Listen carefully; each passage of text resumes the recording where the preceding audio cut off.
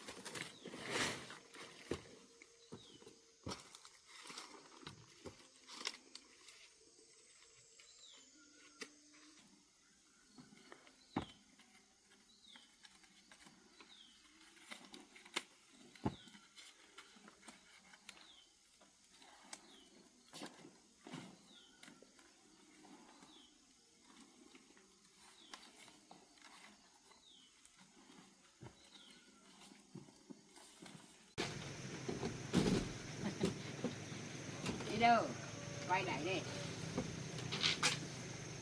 quay ô vẫn chồng của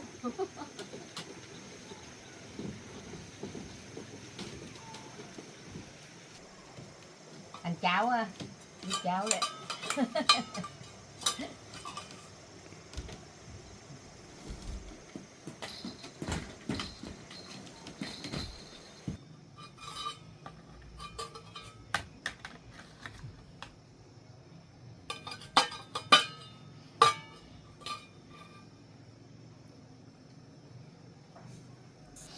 rồi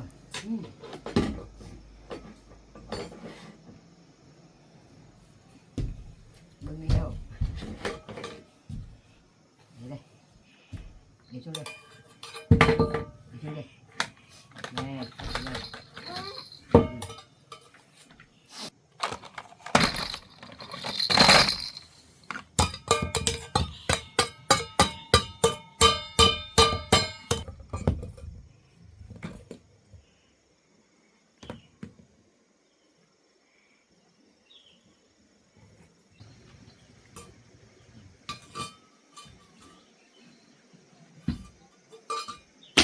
Chứ kéo đi. Đi.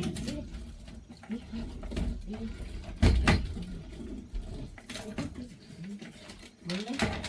Đứng đây đi.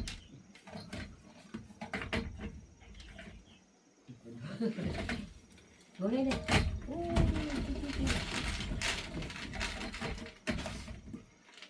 Được rồi.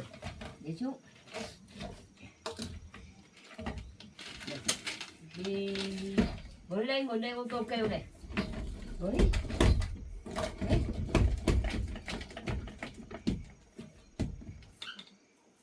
Ngồi đây. Ngồi kéo đi chơi. Rồi.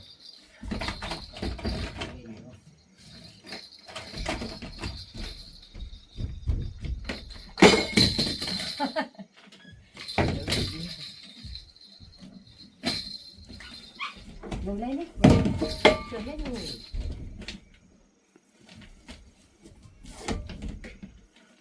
Ồ, xếp đây đây.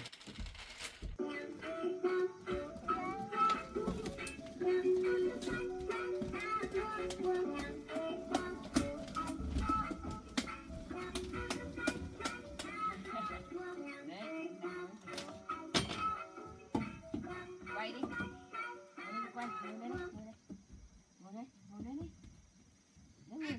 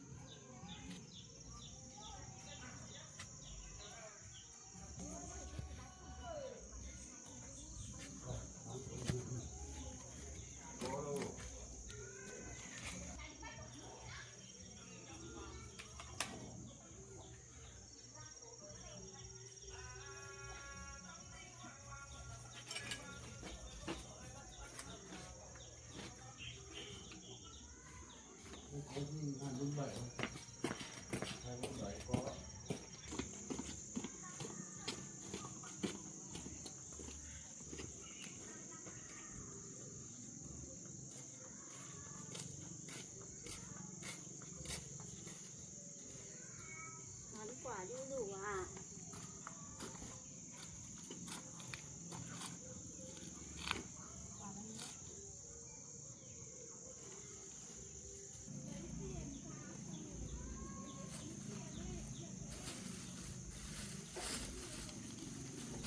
Quả mình như là 3 quả thôi. Ui. Sao nó bị say hả?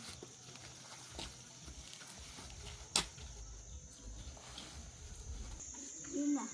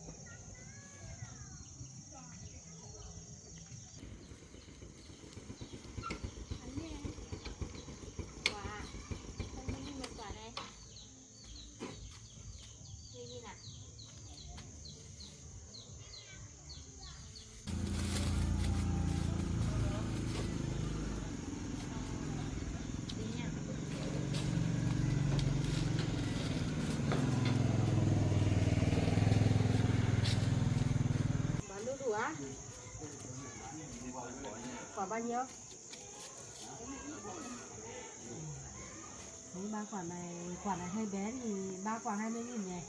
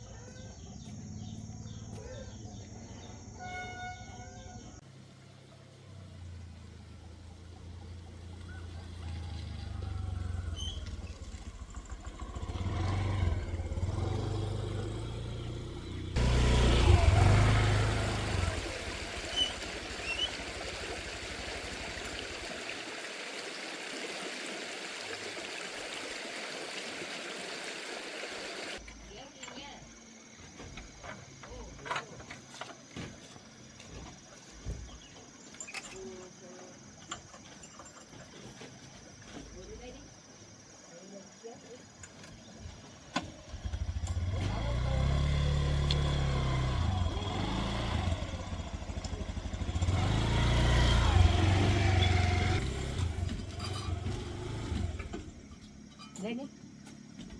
Đó bà. Vâng, cháu đi làm về rồi. Vâng. Mẹ ơi.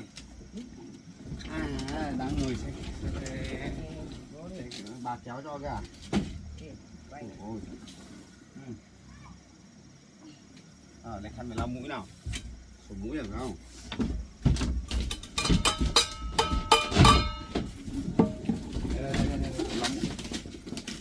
Đây, mũi sạch ra nhé. Mận đi đâu hả bà? Mình đi làm ạ. Mận đi làm à? Đây, bố lau cho. Lau cái mũi này.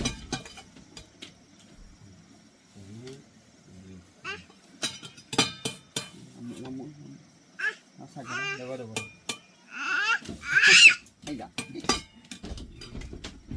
Bà người ăn cháo đấy, lúc cháu ăn đấy.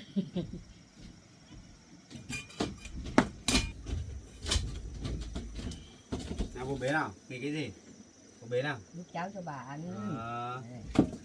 Xíu xíu mà biết làm trò chơi à? Ôi, thương một tí.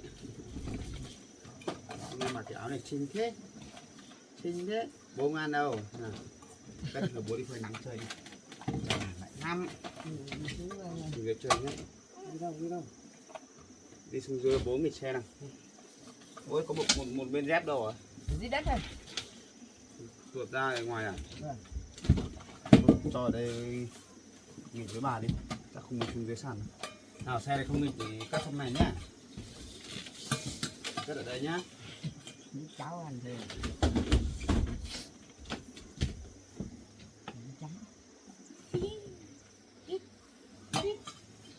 Đi không?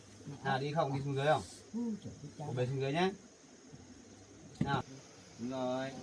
Đúng vậy. Đúng rồi. Bố bé. Bye bye bà luôn.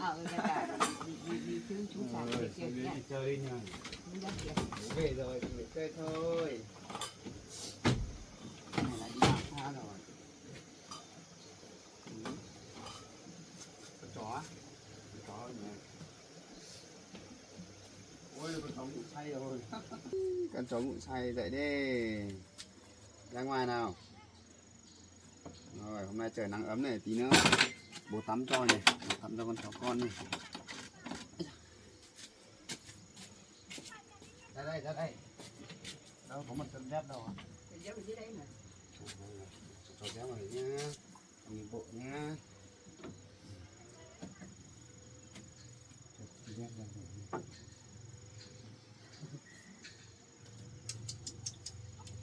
Rồi, đây đi bộ đi. Bà cổ xuống nhá. Đấy nhá, để bố lui cái xe vào trong thế nhá. Cái này xuống lắm.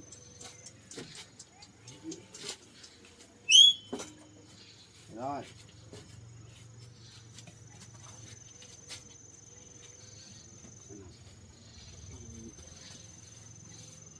Con chó này lớn nhanh thế bà nhỉ? Lớn không? Này Chó trắng là sắp thành chó vàng rồi. Thôi ở đây chơi nhá nào. Cháu đi đun tí nữa, nước ấm về tắm cho con chó đó. Muốn 5 ngày không tắm cho chó rồi.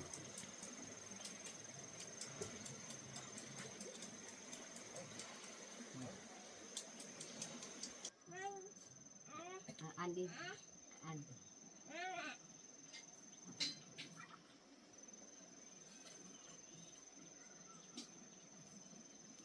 Cháu chào bà nhá. Vâng. Cái này khỏe chứ bà? Vâng, lúc này mà vẫn khỏe. Uống à? Cái con đâu hết rồi bà nhỉ? Cháu bảo ở trong bếp mà cháu mình đi làm được. Con chào bố à? Cái này khỏe chứ? Con khỏe quá. À. Khỏe tốt rồi. Lâu không gặp bố, dạo này bố đẹp trai hết nhỉ. Bố gì? Từ hôm cưới con đến giờ nhỉ. Đấy, hôm thường đấy là bố cũng đi tới đến giờ đấy. Thế hôm nay bố cũng chả có gì đâu, có một chút quà nho nhỏ. Thế rằng bà với là cháu nhỏ mà. Con chào bố. Bố mua về cho bà với mẹ. Bà ơi, đây này, bố cháu lên thăm gia đình mình này, mua sữa cho bà này. Thế bố vào nhà vào nhà ngồi đi. Đây, bé vào đây, bố cho ăn quả nào. Đây bố lấy khăn lau mũi nào, sửa mũi này.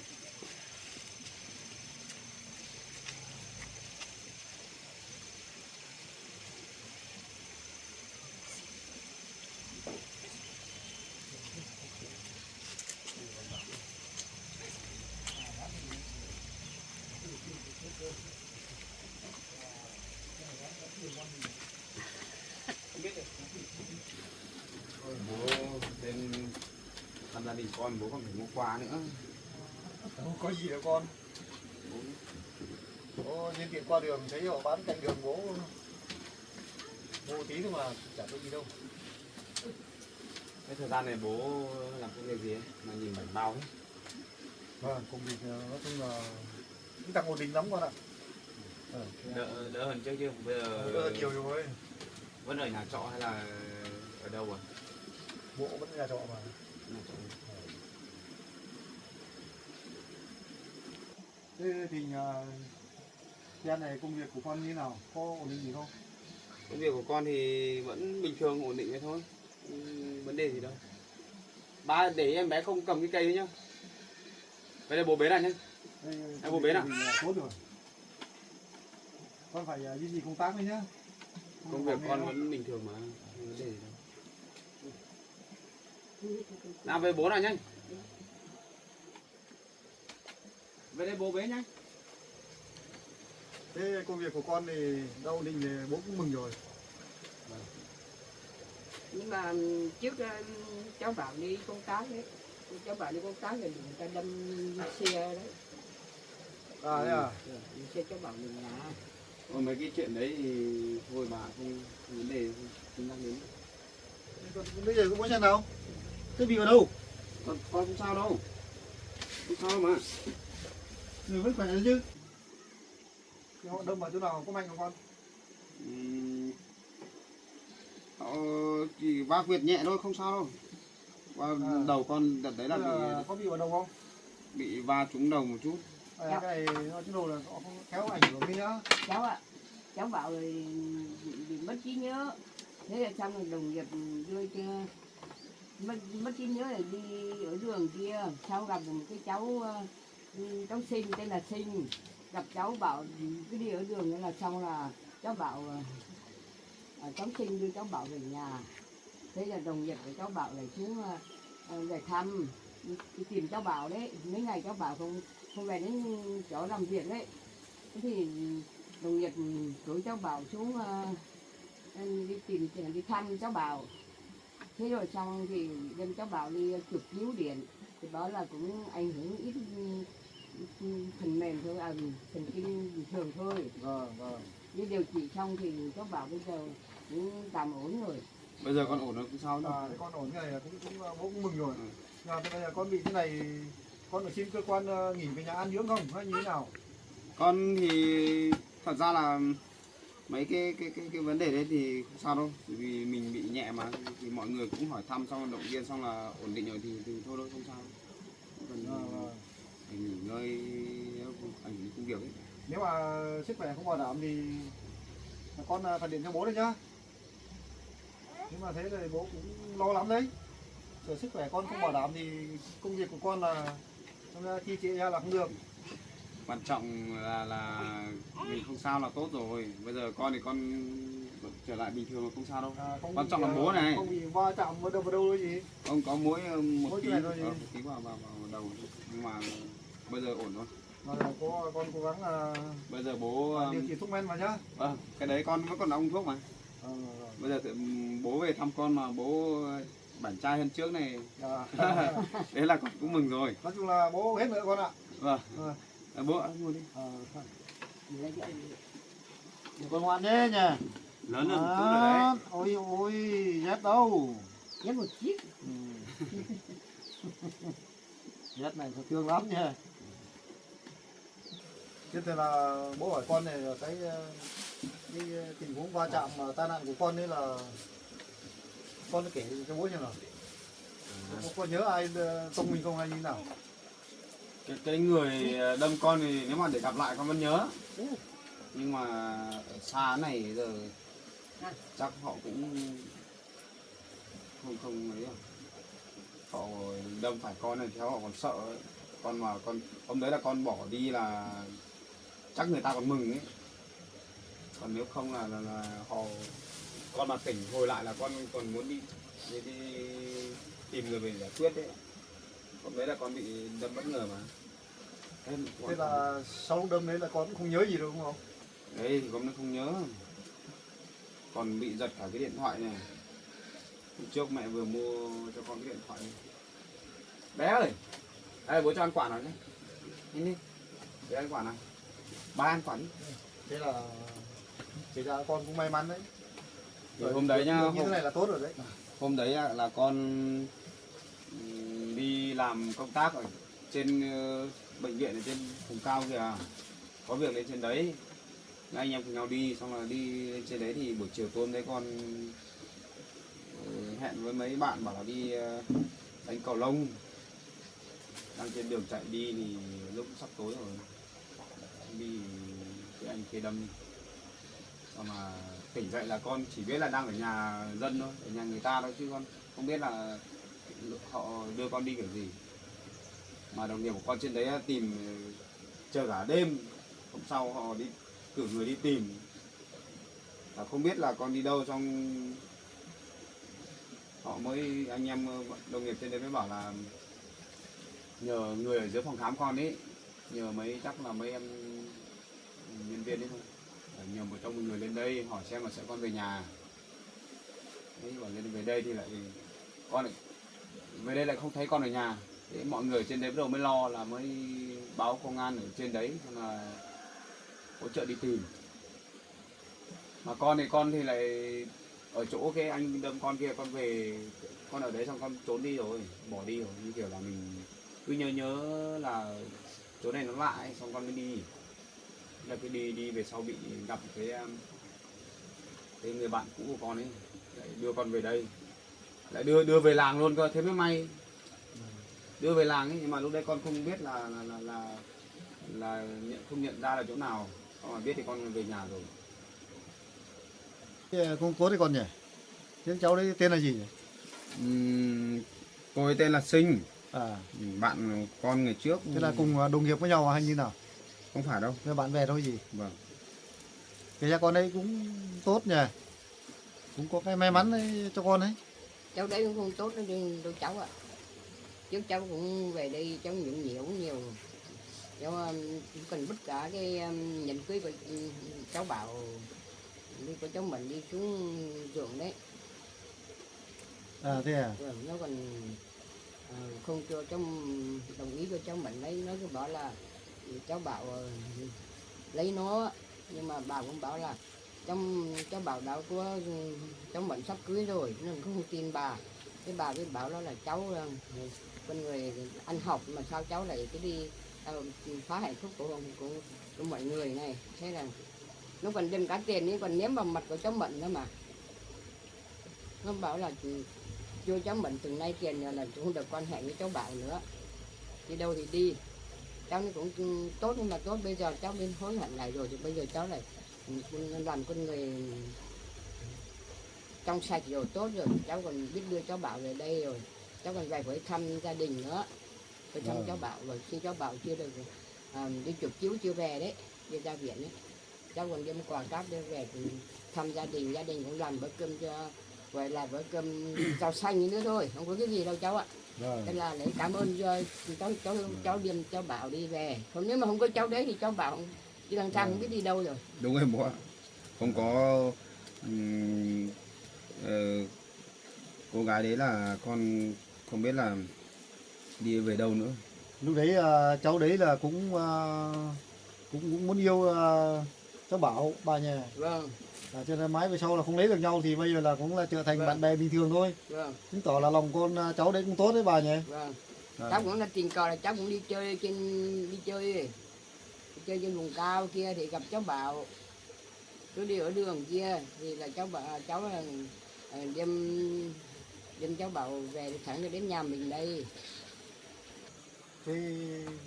Cái cháu Sinh đấy là người yêu của con ngày xưa à? Hay là bạn bè đấy? Không phải người yêu mà là hồi con còn đi học rồi con có quen nhưng mà chưa phải người yêu đâu. Chẳng qua là cái cô ấy là nó cứ tự thích mình chứ, tự thích con chứ, xong là cứ đeo bám con, xong là về sau còn lên cả nhà của con kia ăn cơm ở nhà được vài lần chứ. Còn là cứ như kiểu thích gì. Con thì con không thích, con đang đi học nữa. Về sau là đấy cái đợt mà con chuẩn bị cưới đây với Mận đi mua những cưới đây, cô ấy trở về làm phiền nhiễu nhà con, vứt cả nhẫn của con xuống suối này, lấy cả tiền về đưa cho Mận, xong là như kiểu mua chuộc ấy, xong là bảo Mận là rời bỏ con đi để cho cô ấy đến với con. Cũng nhiều chuyện lắm cái này ấy, cảm lắm. Bây giờ thì ấy rồi, chắc là sau cái chuyện đấy là cô ấy bị bố đuổi ra khỏi nhà sao ấy, con nghe thông tin này như thế.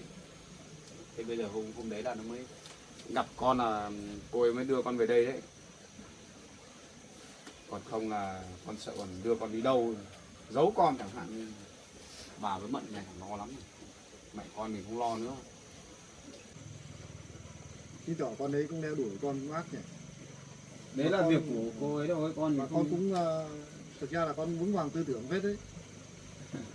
Cái con không thích thì mình yêu kiểu gì, mình không thích thì...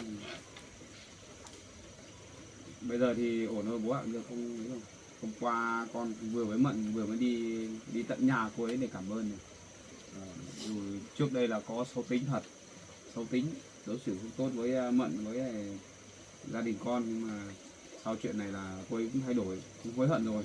Lúc đấy con cũng làm được việc tốt. Đấy, nay là con cũng không trách móc gì cô ấy nữa. Lúc đấy cháu đấy chắc là vẫn còn ngây thơ, nó chưa vững vàng được cái lập trường ấy. Nếu như mà không bị bố mẹ bên đấy đuổi đi để răn đe thì chắc vẫn cái tính đấy thôi. Vì thật ra từ lúc còn trẻ là cô ấy là tính nó hơi xấu tính. Con là con không thích, nhưng mà là cứ thế đeo bám con. Thế trưởng thành bây giờ cháu đấy là tốt tính nhỉ? Bây giờ thấy ổn rồi, nghe nói chuyện thì cũng ổn rồi, bây giờ cũng chắc không làm người xấu nữa. Xấu bây giờ có ai thương con gái con lưới, còn xấu tính nữa thì bao giờ mới lấy được chồng. Thế hơn nữa thì hai vợ chồng con cũng đến nhà cảm ơn rồi, các cô cũng tốt tính thôi. Bảo là chuẩn bị mấy nữa xem thế nào, là nếu mà bố không cho quay về nhà là đi làm đấy, đi xuống chỗ mẹ làm hay sao ấy. Nó nói sơ qua con thì không biết. Rồi ăn đâu bố cho này. Ăn. Thế ngày xưa thì thực ra mà nói thì bố không nghĩ về đến cái số phận của con, mà là con là một người đẹp trai thôi, nhưng mà là yêu một người là cơm nữa thì bố nghĩ thì mà thực ra thì bố cũng có một cái chút ngăn cản. Thì đến bây giờ thì bố mới biết là cái đạo đức và tác phong của mình là giỏi, chúng ta giỏi thật. Tuy rằng không biết nói nhưng mà cái công việc to, công việc nhỏ, công việc đồng áng của gia đình, nhưng mà con ấy rất là giỏi. Và bố cũng là rất là tin tưởng. Thế bố nói thế là sao? Ý là như thế nào? Bây giờ là ý của bố là chê Mận hay là thế nào đây? Không, với bố hỏi, Con câu hỏi là bố chê, bố có đánh giá nhầm với Mận đấy. Bây giờ thì đây em vào đây. Ốp. kể ra lâu ngày bố cũng lên được 2-3 lần thì bố cũng thấy cái Mận là rất là tốt. Đấy, bây giờ vợ con về đấy, vừa đi làm về này. Từ cái công việc nọ vừa kia và đối xử với bạn bè chồng con là tốt. Chào cháu nhá. Cháu vừa đi làm về à? Đi bán hàng về đấy à? Vừa đi làm về bố. Anh vào đây. Đang nói chuyện về chỗ của em đây. Bây giờ nó thật ra là Mận là có cái điểm tốt đấy, nên là con mới yêu quý Mận đấy. Đấy bây giờ Con mới chọn để làm vợ đấy, chứ thật ra nhiều người ở ngoài xã hội người ta lành lặn đầy đủ, chưa chắc đã được như Mận đâu. kia thì bố cũng có ngăn cản thật đấy, và bố cũng chưa biết rõ về cái tính của Mận nhiều. Bố phải ở được, đơn ra bây giờ bố biết là bố cũng đánh giá nhầm cho cái Mận. bố phải chung nhà với Mận cơ, bố mới hiểu. Đúng Còn rồi. chứ thật ra là Mận chỉ thua người ta là mỗi chỗ là không nói được thôi. Căn bản là bố trước mắt là bố thấy như thế nào là bố nói vậy thôi. Còn nếu mà Mận mà nói được nữa như bình thường như mọi người thì hiếm đấy, là kiếm đâu được một cô vợ được như thế đấy, không mấy ai được như thế đâu. Nên là con quyết định là yêu Mận, xong là chọn Mận làm vợ, là con cưới Mận thôi. Bố thì mới đầu thì bố cũng chưa hiểu lắm, thì bố là người trong cuộc nên bố mới cản con là cũng đúng thôi. Vì bố cũng là bố của con thì có ai mà muốn con mình đi lấy người như thế đâu, đúng không?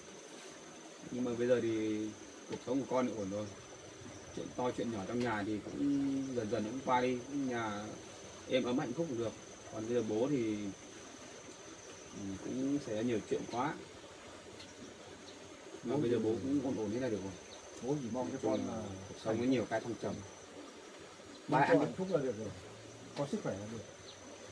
Mà hơn nữa cái Mận nó kể ra nó cũng rất là giỏi giang, Thế bây giờ chung hiếu với con đấy. thi thoảng bố lại lên đấy thăm gia đình con, lâu lắm rồi không thấy bố về đây. Kể ra là cũng hơi bị lâu đấy, bố cũng không có thời gian lên. Chẳng qua là bố cũng nghe tin mong manh một cái là thấy con bị tai nạn, mà chắc là thì bố cũng lên thôi. Bố nghe ai nói? Lên đấy là bố cũng tai nạn nhẹ thôi thì Ai nói cho bố biết? tôi biết là ai nói ở đâu trên vùng cao ấy. Thời điểm đấy bố cũng đi làm ở trong vùng đấy. Bố cũng biết á. Cũng biết hơi như thế, rồi biết cái tên là như vậy. Và bố còn hỏi là quê ở đâu là chắc là thế là bố biết rồi. Mãi về sau là mong manh là có một là anh y bác sĩ gì đấy, họ đâm vào nằm ở trong đấy. Bố nghi là đúng là con trai của bố rồi. Thế lần này bố mới về đây, Hôm nay bố mới lên đấy. không ngờ là đúng con luôn nhỉ? Không ngờ đúng con luôn đấy, đúng sự thật luôn, là nếu mà con không sao thì bố mừng rồi. Ăn đi bà. Lên ngồi mà ăn đi. Hay là bố ở lại đây ăn cơm với gia đình con nhé. Mấy khi lâu lắm rồi bố không về nhà con. Thôi con ạ, chắc là lúc khác rồi. Bố thì có một chút việc của bố này. Và là bố cũng biết thế là bố tranh thủ lên thăm con một tí thôi. Đấy, vội vàng với tầm giờ này cũng gần trưa rồi. Thôi rồi, bố có công việc của bố thì cũng mãi mãi cũng cho con đi bố bảo đâu. Có chuyện gì hả? Có chuyện gì bố nói luôn. Bí mật.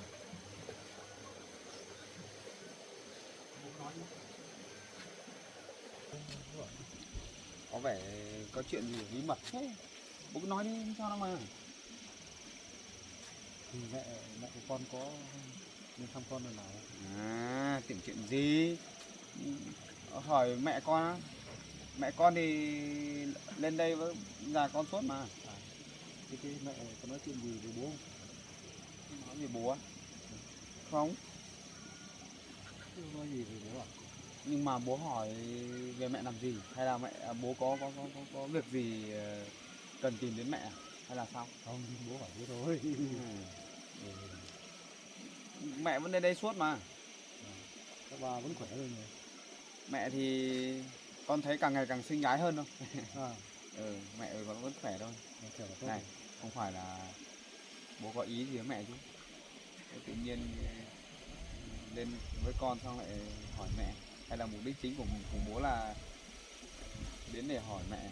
Thôi kể ra cũng lâu năm rồi, có tuổi thì cũng nhớ nhau một chút thôi. Hỏi thăm thôi. Ê, đấy là do bố thôi. Thế bố hỏi thế con biết rồi. Thế khả năng cao là bố lại ý là muốn về hỏi xem mẹ thế nào, xong là muốn quay lại mẹ gì, đúng không? Con chỉ cần nhìn cái biết ngay, tự nhiên bố về hỏi mẹ thế là thôi. Cái đấy thì nếu mà ý của bố như thế thì bố cứ qua lại với mẹ xem thế nào, nói chuyện với mẹ, Cái đấy thì giúp bố- đỡ mẹ đi dần dần đi, biết đâu mẹ lại đồng ý thì sao. Cái đấy chuyện người lớn nha, con không biết đâu. cái đấy là bố chưa tin trước được đâu. Là do bố thôi. Nếu bố Nói chung thích là lâu bố, bên thì bố do con tâm bố đó. bố con tâm sự một tí thôi. Nói chung là bố thì cái việc của bố đi làm là bố cũng ổn định rồi, không lo gì về bố nhiều đâu nhá. Ngày xưa mới lo thôi, bây giờ thì không lo. Con thì từ ngày mà bố ấy, cái đợt mà trước khi con cưới ấy, con thấy bố cũng thay đổi rồi. Bây giờ bố cũng không như trước, với lại không cản con gì nữa. Bây giờ là ổn rồi. Chẳng qua là hơi tiếc nuối một chút về cái ngày trước là bố cũng người thành đạt cơ mà. Cũng do công việc không may nó bị thế. Do số phận đấy con ạ. Thôi Làm to thì ăn to, làm to cũng vỡ to đấy. cái đây cố gắng thôi bố. Cái này thì chuyện qua không nhắc nữa. Quan trọng bây giờ mình ổn định sức khỏe vẫn còn là được. Đấy, còn chuyện kia thì do bố rồi nhá. Tưởng cái chuyện gì gọi con ra tận cổng nhà. Thôi thế vậy nhá. Thế con khỏe là bố mừng rồi, bố về đây. Ôi đi về luôn á? Rồi bố về nhá. Thôi ở lại ăn cơm đã. Rồi lúc khác bố công việc của bố công chút nhá. Bố về đây. Ôi sao vội thế bố? Bố ơi, ở lại dùng bữa, ăn cơm xong về. Thôi bố nóng một tí. Khi nào bố có cần gì thì nhờ con giúp bố một tí nhá. Vâng. Bố về đây. Vâng. Thế bố về cẩn thận nhá.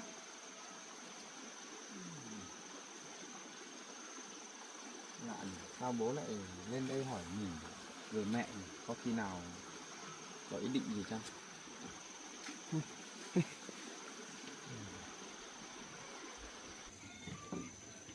Ôi dồi ôi, uống sữa về sao nhè ra này? Uống đủ thì thôi, không uống thế đâu. Chẳng biết là bố của cháu lên đây báo ơi. Bố cháu này có cháu ra kia, bố cháu hỏi về mẹ. Không biết là có ý gì không? Cháu không biết. Bảo ngại, không dám nói ở đây, không dám hỏi đây. Không, chắc bố về thăm gia đình mình thôi, không có chuyện gì.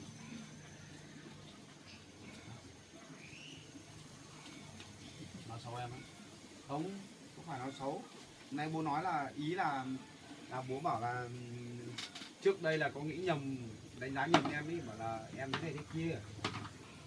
Em còn nhớ không? Còn nhớ trước bố có nói bảo là em thấy anh nghề nghiệp ổn định thế nọ thế kia, xong là em ham vật chất rồi là đi lấy con trai của ông ấy bảo thế. Con nhớ không? Mà bây giờ bố chắc hối hận rồi. Nhìn nhận em bây giờ thành một ánh mắt khác.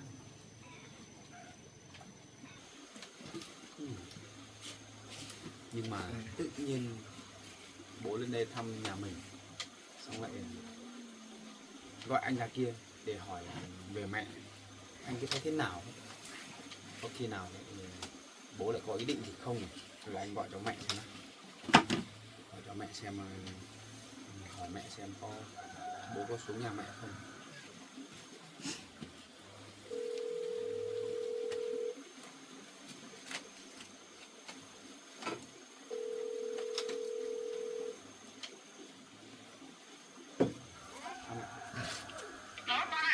con chào mẹ. Mẹ ơi. Cái gì đấy con, có chuyện gì đấy? Mẹ có rảnh không, con hỏi mẹ một chút. Mẹ làm việc quanh nhà này có mà, con cứ hỏi đi. Con hỏi nhá. Thời gian này mẹ có thấy bố xuống gặp mẹ không? Không, không thấy đâu. Không thấy à? Mẹ có ở đâu? Không, con hỏi xem là bố có xuống đấy không, vì là vừa nãy này bố lên nhà con đấy. À, bố ở lên nhà con à? Lâu lắm rồi không thấy bố lên đây, này tự nhiên thấy bố lên đây xong là bố hỏi chuyện nọ chuyện kia, chắc là bố cũng đến thăm con thôi, nhưng mà tự nhiên bố lại nhắc đến mẹ, con lại thấy cái sao con gọi cho mẹ hỏi xem. À, Hỏi mẹ, lâu lắm không thấy bố đâu. hỏi han về giá. Thế thì lâu lắm bố không lên nhà con rồi nhá, con phải cẩn thận nhá con nhá. Phải để ý ông một chút.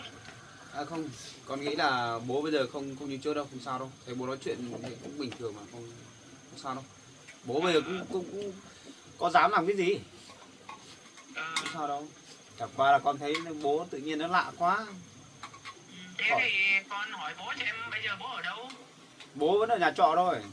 Thế hả? Vâng. Thế hỏi han về mẹ cẩn thận lắm, khả năng cao là bố muốn thăm tỉnh mẹ đấy, muốn quay lại với mẹ sao đấy. Theo con nhìn là con có cảm giác thế.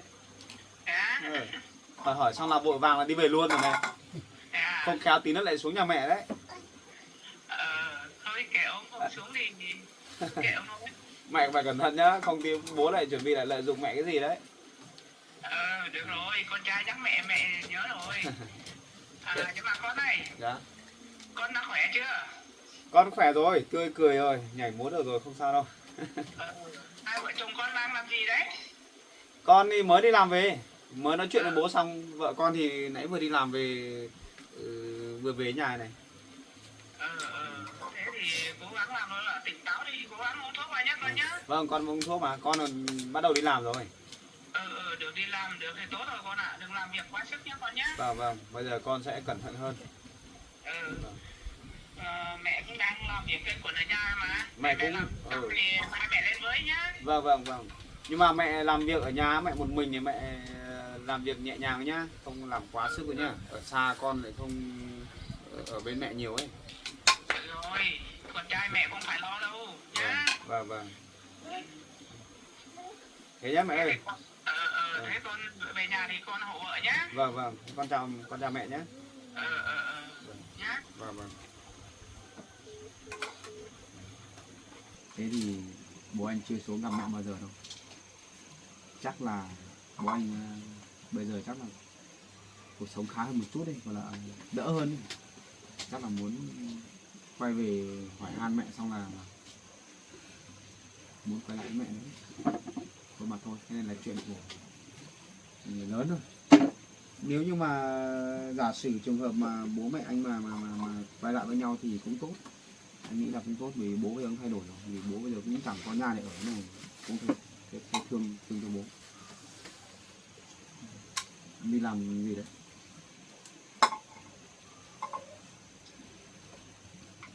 Đi hái quả. Quả gì, quả này à? Ở kia có mấy gốc cà với cây đu đủ thôi. Hái quả cà. Đu đủ à? Đu đủ. Anh nghĩ là em cứ đi làm xa, đi hái nọ hái kia bán thì anh thấy vất vả cho em. Xong là lời lãi cũng chẳng được bao nhiêu, vất lắm. Đi mình nguy hiểm. Anh đang tính là anh đi hỏi han xem ở xung quanh làng đây xem có ai mà có một mảnh đất nào mà bán mà mình làm kinh tế được, làm nông trại, làm trang trại được ấy. Anh sẽ mua về anh sẽ đầu tư con giống cái này cái kia, làm nó nhẹ nhàng thôi, cho em nuôi xong rồi mình mang đi bán. Nếu mà mua được chỗ rộng thì càng tốt, anh chuyển nhà đi luôn ra sang đấy ở luôn. Vì chỗ này kiểu của mình thì mùa đông thì mình mới ở được thôi, còn mùa mưa, cái mùa nắng nóng kia thì cũng hơi nguy hiểm. Em có muốn làm kinh tế không, làm chăn nuôi con nọ con kia không? Chăn nhẹ nhàng chăn có ao thì mình nuôi ít cá này, nuôi vịt đẻ trứng, rồi là nuôi gà thịt, rồi nuôi những con nào mình dễ nuôi mà không vất vả.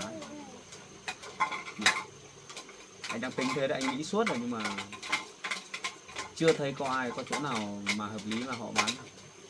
Anh đi dò hỏi xem nếu mà có ai có thì anh sẽ mua để tạo cho em một công việc làm tại chỗ ở nhà luôn, không phải đi đâu xa nguy hiểm vất vả nữa. Xong là về anh sẽ hộ em làm việc, vừa làm công việc của anh lại vừa ở nhà giúp vợ làm việc kinh tế, mình không phải đi đâu xa, có thu nhập cao nữa, đúng không? Phải làm điều mang ra chợ bán ở nhà. Em cứ đi suốt này, chân tay đi cầm đồ rồi đấy này, nhỡ đâu đi đâu làm gì gặp chuyện gì thì lại mệt. Bây giờ anh chẳng muốn nhà mình xảy ra chuyện gì cả, nhà mình thời gian gần đây nhiều chuyện quá rồi. Cứ ở anh đi làm anh về nhà có vợ có con có bà ở nhà là được rồi, chứ em đi làm xa lắm lúc anh không lo lắm. Thôi em mệt rồi em nghỉ ngơi chứ, anh đi giờ vẫn còn chưa đâu. Anh đi đang định bảo là đun cái nước ấm kia về để tắm cho con chó con cái, nhưng mà bố lại đến và anh đun nước xong rồi tí nữa anh nấu cơm cho ăn nhé. Đây của anh nhóm lửa đi để anh đi lấy nước và anh đun nước tắm cho con chó.